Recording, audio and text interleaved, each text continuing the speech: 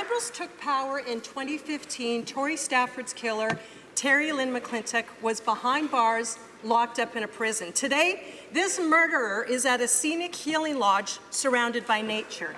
Even worse, according to the Commissioner of Corrections, children regularly stay at this lodge. Here's a simple fact. Child killers should not be around children.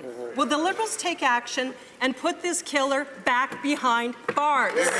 Honourable Parliamentary Secretary to the Minister of Public Safety. Mr. Speaker, our hearts go out to the family of Tory Stafford and for the loss that they endured and have lived this last 9 years. The Minister of Public Safety has asked the new Commissioner of Corrections to fully review the placement decision made by her predecessor in order to ensure that it followed all the policies and procedures currently in place and to contain that these policies remain appropriate. Thank you, Mr. Speaker. Opposition House Leader.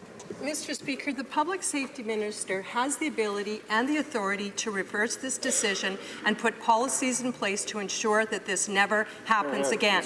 Now, Mr. Speaker, children are present at these healing lodges because the healing lodges are meant for offenders who are actually being reintegrated back into our society.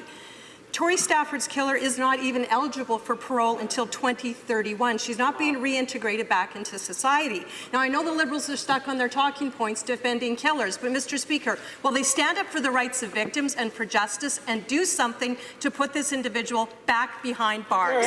Honourable Parliamentary Secretary. Mr. Speaker, Section 28 of the Corrections Act says that inmate placement decisions must be made by Correction Services. That act was created in 1992 by a Conservative government, and Section 28 was last updated by the Harper government. As much as he might like to, the Minister of Public Safety cannot simply overrule laws, including those created by a Conservative government. Thank you, Mr. Speaker. Opposition House Leader. Well, Mr. Speaker, that's weak and that's ineffective because there are actually precedents from our Conservative government where the Minister of Public Safety reversed decisions. But the difference is it was Conservatives who stand up for victims, not hug-a-thug Liberals who are always defending the rights of criminals. Now, Mr. Speaker, the Liberal summer of failure, most Canadians are worse off after it. But you know what? There are a few winners. Terrorist Omar Khadr living large on an additional $10.5 million.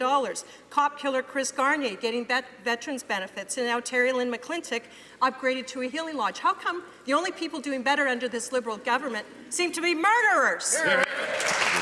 Honourable Parliamentary Secretary. Mr. Speaker, as I already mentioned, the Minister of Public Safety has asked the Corrections Commissioner to do a review and to make sure that the current policies and procedures were indeed followed, and to determine whether those policies and procedures are still appropriate. Mr. Speaker, we will await the findings of the Commissioner. Thank you.